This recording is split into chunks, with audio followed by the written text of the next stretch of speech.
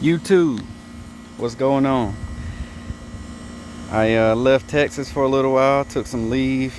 I'm in North Carolina, Bolton, North Carolina, back home where I grew up and I was raised. This is where I learned how to do all my mechanic work and everything out here. So anyways, I'm back here with the Ducar 212 that I got from DYNO CAMS here in North Carolina.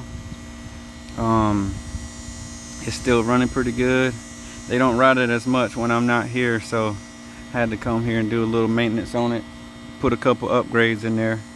So far I have this carb set up I got from GOPOWERSPORTS. Like I said, I bought the engine from DYNO CAMS, and this time since I've been home in the past few days, I put 22-pound valve springs in it, and I went ahead and got the Autolite racing spark plug put in there. I put the ARC billet rod in there, just the stock length. And I will give you guys a warning: if you get this engine brand new out the box and you remove the governor or you put a carb setup like this on it, beware that you will break some of the plastic pieces on the internal of the engine for the governor. I did have some plastic pieces that was broken in there, and that just comes from over revving it past where the governor is supposed to have it set at. Even though the governor is disconnected, it will break some of the plastic pieces in there. The engine kept running fine and everything, but I think some of the plastic chunks had got tangled up in the compression release, and it was making it really hard to crank, and anybody here that didn't have a bunch of muscles on them couldn't get it started. And it would only do it sometimes, so I think some of that plastic was getting hung up in the compression release.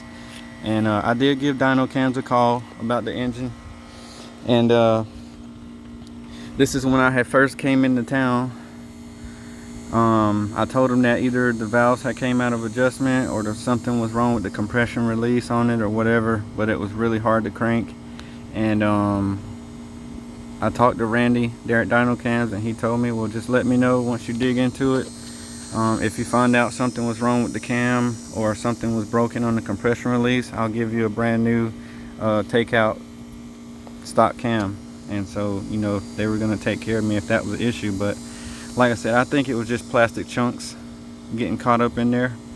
So anyway, I got it put back together with the new valve springs, the new rod, and the new plug. So it's back running good. And this thing sits outside. We don't have a very good shed out here, so anyways, show you what it's doing. This should be pretty much warmed up here, no choke.